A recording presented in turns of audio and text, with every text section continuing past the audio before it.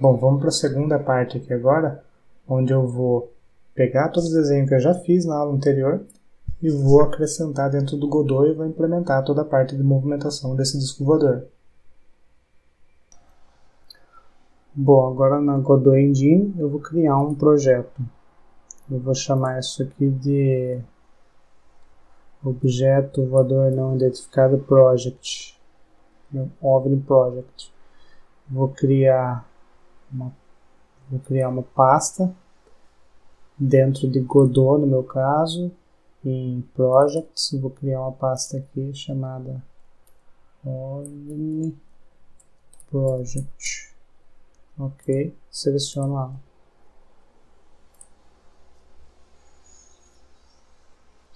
Vou trabalhar na Workspace 2D.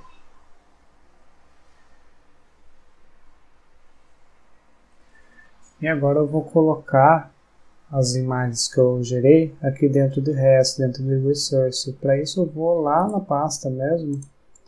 Vou pegar minha pasta OVNI Assets, que tem as imagens.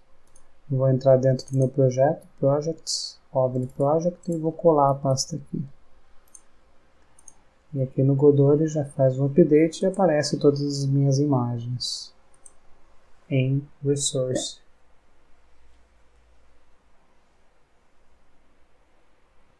Agora eu vou criar um nó para representar o disco voador, que vai ser controlado pelo jogador.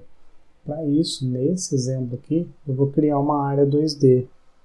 Então eu vou adicionar um nó aqui, que vai ser uma área 2D. Vou mudar o nome disso para Player, que esse vai ser o jogador. Aparece aqui um warning, porque a gente ainda não colocou todos os filhos que precisa ter nesse nó, mas a gente vai fazer isso em seguida. Agora, como eu vou colocar alguns filhos aqui, para não correr o risco de clicar e arrastar o filho e mexer alguma coisa errada, eu vou selecionar esse objeto e vou clicar aqui em Make sure the object's children are not selectable. Então, para ter certeza que os filhos desse objeto não são selecionáveis, por assim dizer. Confirmo. Então, eu não corro o risco de adulterar aqui os filhos sem querer. E agora eu vou acrescentar o primeiro filho desse player. Eu vou clicar com o botão direito, Add Child Node, e eu vou adicionar aqui uma sprite. Não é o refrigerante. Eu vou pegar uma sprite, mas não uma parada, uma sprite animated sprite, porque eu quero que isso tenha uma animação. Agora eu vou selecionar a sprite aqui e vou aqui na aba Inspector, em Frames, onde está Empty. Eu vou clicar aqui e vou colocar New Sprite Frames. Ele aparece aqui, eu vou clicar mais uma vez e ele abre aqui a parte para editar as minhas animações. Aqui estão todas elas então. Essa aqui que eu vou chamar de Stop. Vai ter uma que vai ser para cima, Up. Uma que vai ser Down.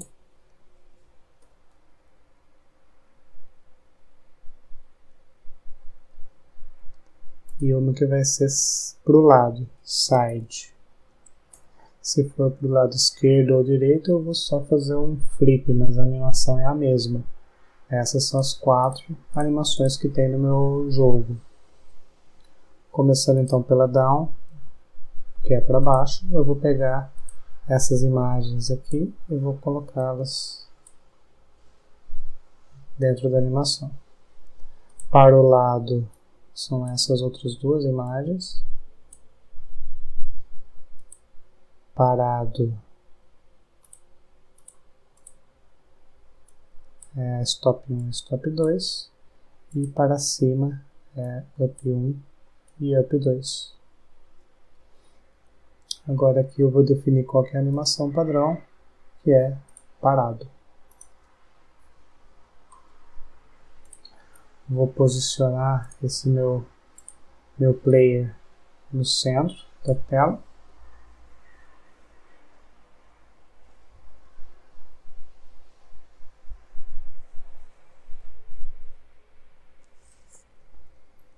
E agora eu vou aplicar uma escala nele, porque ele está muito grande. Eu vou pegar essa minha sprite e vou buscar aqui em Node 2D a transformação de escala. Eu vou aplicar uma escala. Ele está de 1, que é 100%. Vamos ver como ficaria pela metade, 0,5, tanto em x quanto em y. Então, um tamanho razoável poderia ficar até menor. Vou colocar 0,3. 0,3. Aqui acho que está adequado.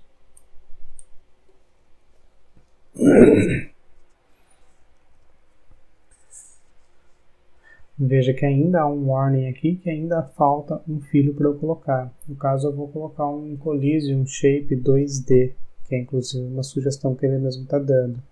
Vou, então, em Player, clicar com o botão direito, Add Child, e vou buscar por Collision Shape 2D.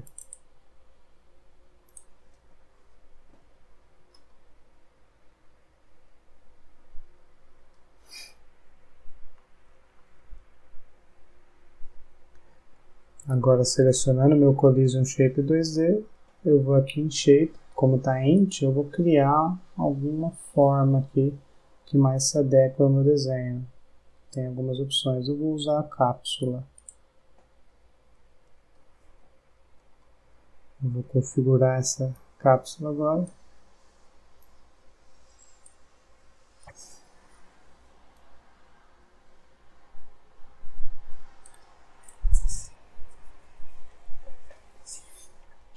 Tá bom, bastante.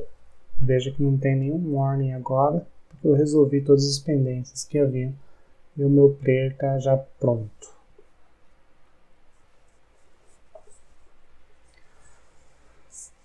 Agora eu vou acrescentar um script no player para implementar toda a parte de movimentação.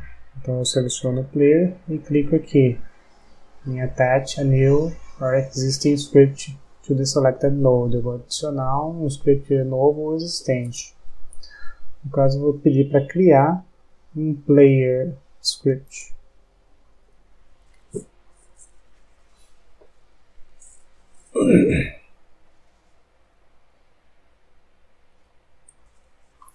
E a primeira coisa que eu vou fazer aqui é definir algumas variáveis. Vou definir uma variável que é a velocidade que meus objetos vão se mover, no caso o meu disco voador. Vou chamar isso aqui de var speed. Eu já vou definir como 400. E uma outra variável que vai ser responsável por pegar o tamanho XY da tela, que eu vou usar isso para controlar os limites de movimentação do meu objeto. Então eu vou chamar de screen size. E eu vou pegar isso em tempo de execução. Veja que há uma diferença entre as duas variáveis, essa aqui eu coloquei um export na frente. Fazendo isso, ao clicar aqui no nó player, a variável que eu acabei de exportar aparece para eu configurar ela aqui. Então se eu quiser mudar a velocidade, fica mais fácil pela própria aba. Voltando então aqui no meu script, eu fiz um export na minha velocidade. Screen size, não.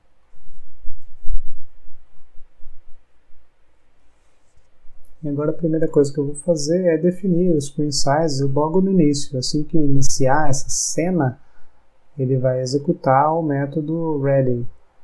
Então eu tiro esse pass aqui, não preciso agora mais dele, e digo que eu vou fazer o seguinte: a minha variável screen size, ela vai receber o valor de get viewport rect.size. Você vai pegar então o tamanho da tela e vai jogar para a screen size, minha variável. E agora eu vou descomentar a minha função process, que é o método que é executado a cada frame do meu jogo. E é nesse método que é executado em cada frame que eu vou verificar se o usuário teclou uma das teclas de movimento para cima, para baixo, para direita ou para esquerda. E se ele tiver teclado nesse frame, eu executo o movimento do disco voador. Veja que existe aqui uma variável de entrada delta. Essa variável ela é usada internamente no próprio Godot para controlar a questão de frame rate. Então, todo movimento que você vai fazer, você multiplica por esse fator delta para garantir que o seu objeto tenha a mesma velocidade independente do frame rate de onde ele estiver executando, que são as taxas de frames por segundo que são executadas. Bom, eu vou começar então essa parte definindo uma variável para carregar a velocidade do movimento em x e y.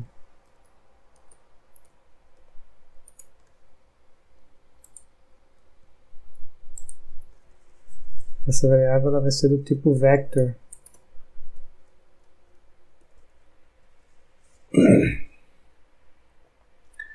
E agora eu vou verificar se uma das teclas de movimento foram acionadas pelo usuário. Para isso eu uso o input.isActionPressed. Aí tem aqui algumas opções. Vou começar pelo movimento à direita.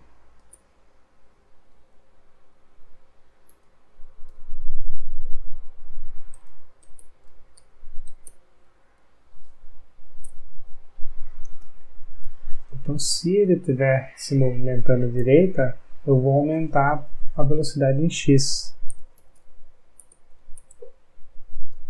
Então, a minha velocidade em x vai ser igual a ela mesma mais 1. Incrementa em 1. Vou copiar essa linha. Agora, se ele estiver se movimentando para a esquerda, ele então faz o valor da velocidade menos 1. Agora, se ele estiver se movimentando para baixo, se tiver pressionado a tecla para baixo no teclado, o meu movimento vai ser agora em y.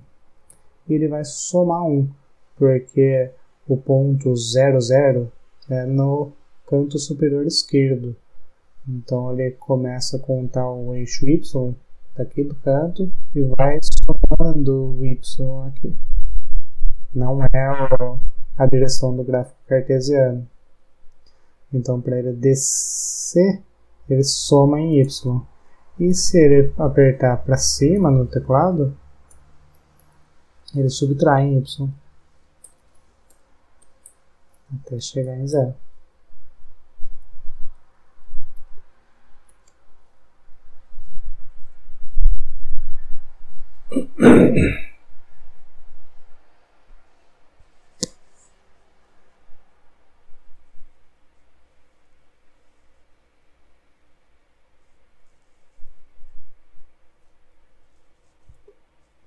Então, esse meu vetor velocidade, ele vai ter 1 ou 0 na posição x e y, ou menos 1.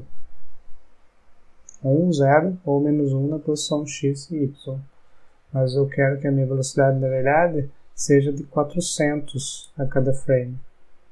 Então, eu vou multiplicar a minha velocidade. Então, a minha velocidade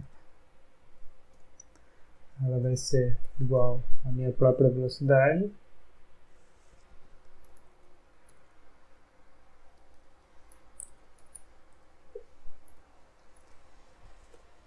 vezes a minha speed que está configurada aqui. Então agora ele vai mover de 400 em 400.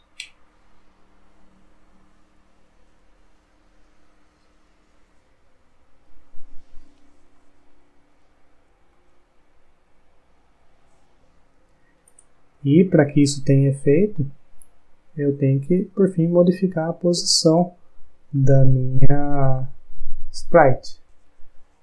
Então eu vou dizer aqui que a minha posição, e isso aqui veja que não está declarado aqui em cima, porque isso aqui é herdado do próprio Non-Collision Shape 2D.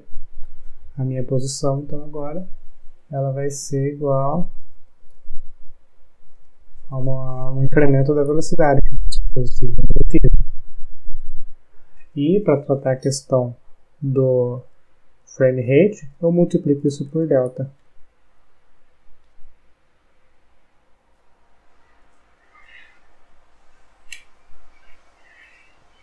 Contudo, pode ser que aconteça da imagem começar a se mover para fora da tela.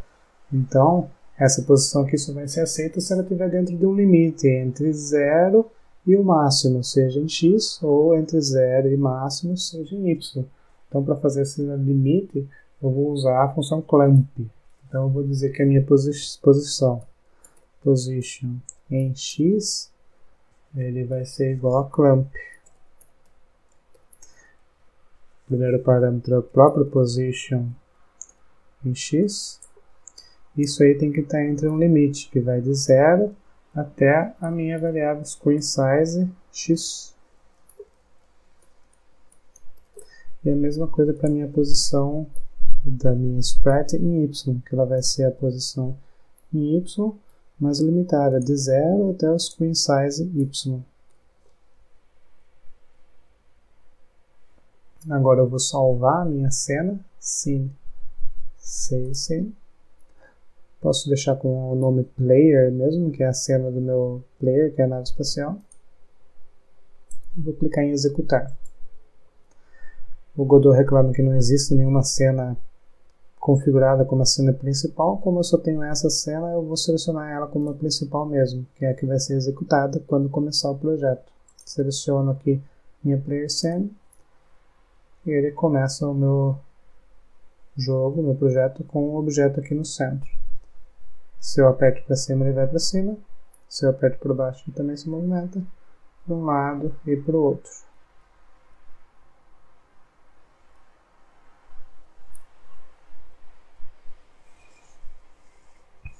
Veja que ele não está funcionando ainda a animação. Precisa dar um play nessa animação para ela começar a tocar. Então eu vou fechar aqui o jogo e vou dar um play na animação. Isso eu vou fazer ao começar o projeto, ao rodar a primeira cena, ou seja, no método ready.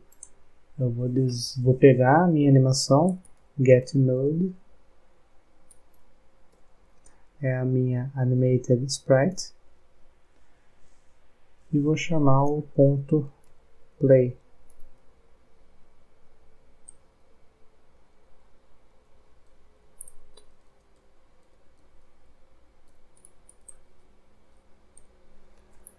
Agora eu vou executar.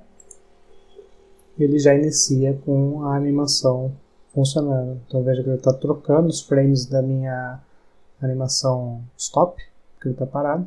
Dá a impressão que está piscando as luzes aqui e dá a impressão que o fogo está acionando. Conforme eu vou movimentando, ele continua rodando essa animação enquanto eu modifico a posição da sprite. Se eu tentar sair da borda, ele não deixa, porque a função clamp limita. Mas veja que ele ainda não está trocando as animações. Eu quero que quando ele suba, ele troca de animação. Quando vai para baixo, para um lado, ele também troca de animação. Então eu tenho que implementar isso ainda para terminar esse meu jogo básico de movimentação do disco voador. Mas antes disso, eu quero observar um detalhe, que é a velocidade do movimento na diagonal. Veja que se eu estiver andando para um lado, para o outro, ele tem uma velocidade. Mas se eu teclar para o lado e para cima ao mesmo tempo, ele muda de velocidade, ele vai mais rápido. Então vamos aqui deixar para eu perceber melhor. Ele fica mais rápido quando ele está na diagonal. Eu vou explicar por que isso acontece utilizando um desenho.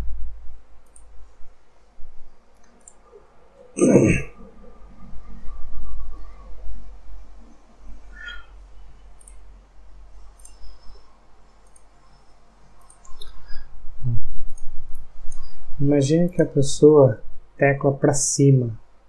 Então vai ser feito um movimento para cima, numa certa distância, num certo tempo. Agora, se em vez disso eu digitasse para o lado, eu ia fazer um movimento do mesmo tamanho, no mesmo tempo. Ia mover para essa posição. Agora, se ele teclasse para cima e para o lado ao mesmo tempo, ele ia fazer os dois movimentos, tanto para cima quanto para o lado. Então, se eu fizer esses dois movimentos, ele vai ficar tanto para o lado quanto para cima, ele vai mover para essa posição aqui. Ou seja, ele vai fazer esse deslocamento.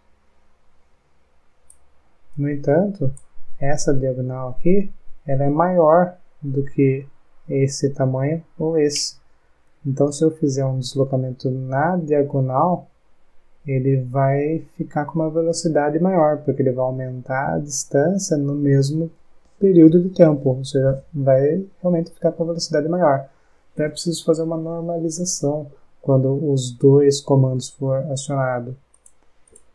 Então, ao normalizar, eu vou usar a função normalizar e vai reduzir esse tamanho. Um tamanho que vai ser compatível com os outros dois. Então, a função normalizar que eu vou usar vai fazer com que essa movimentação em x, que já é igual a movimentação em y, fique igual também à movimentação na diagonal, utilizando então a normalização.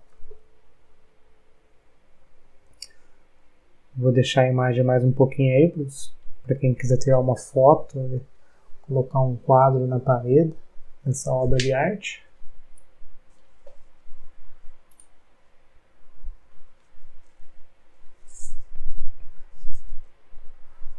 Essa normalização, então, eu vou aplicar aqui. Na hora de fazer a multiplicação com speed, eu vou pegar essa velocidade aqui, só que eu vou normalizar ela.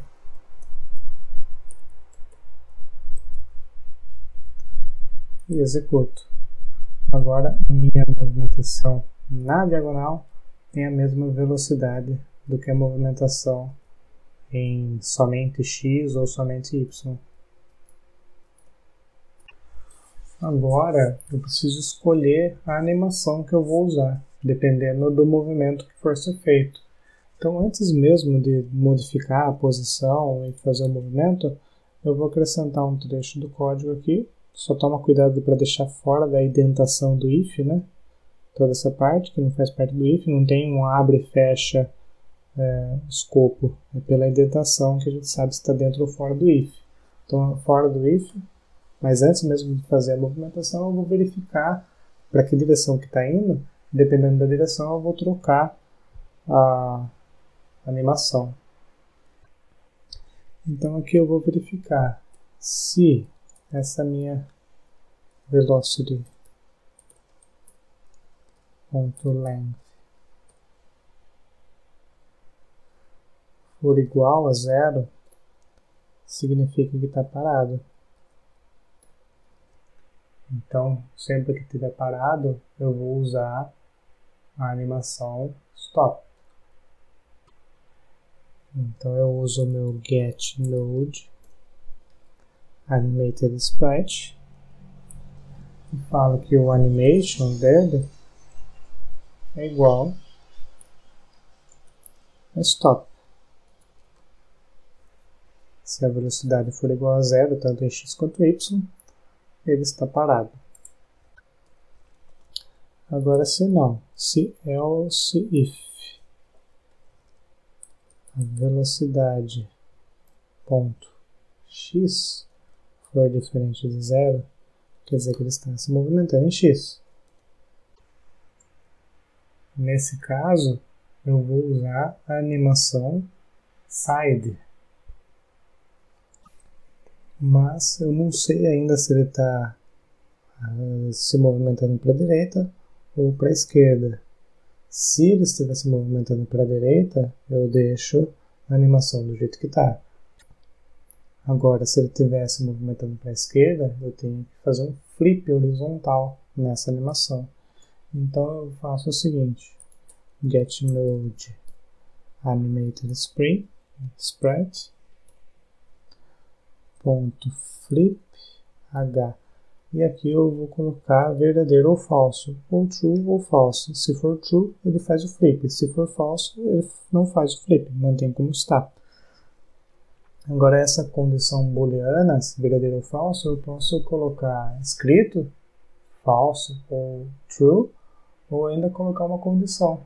que vai retornar false ou true. Então, nesse caso, eu vou só fazer o flip se a direção for menor do que 0. Ou seja, se a minha velocity em x for menor do que 0, ele retorna true. E se for menor do que 0, true, ele faz o flip horizontal e inverte a minha animação. Caso contrário, ele não faz o flip horizontal.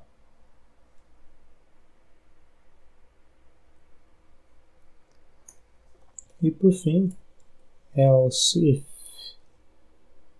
a minha velocidade, velocity em y, for diferente de 0, então eu troco a minha animação para up ou down. Então, no caso, se a animação, vou colocar aqui em cima, se a velocidade for menor do que 0, ele está subindo. Então, o meu get node sprite, a minha animação vai ser igual a up.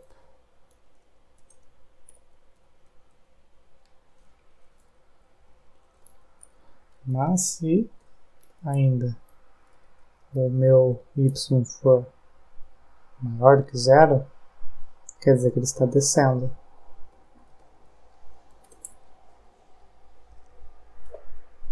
Vamos executar. Ele começa com a animação padrão. Se eu apertar para cima, ele sobe e mostra a animação subindo. Para baixo, ele desliga o fogo. Para cima, ele fica com o fogo mais forte. Para baixo, ele desliga o fogo. Para a direita, ele faz a animação do lado. E para a esquerda, ele faz a animação do lado com o flip horizontal. Ou seja, ele inverte a direção do fogo que sai.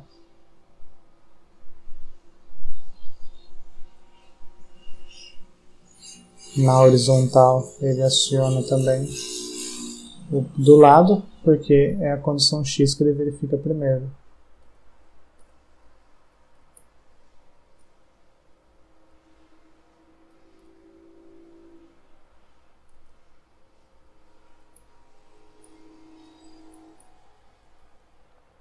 Está pronto o nosso jogo. Certo, gente. Então esse foi o exemplo de controle de movimentação em 2D. Vale como exercício interessante vocês baixarem de alguns sites públicos algumas outras sprites e fazer uma movimentação de um tanque de guerra ou de alguma outra coisa, tá bem? Um abraço.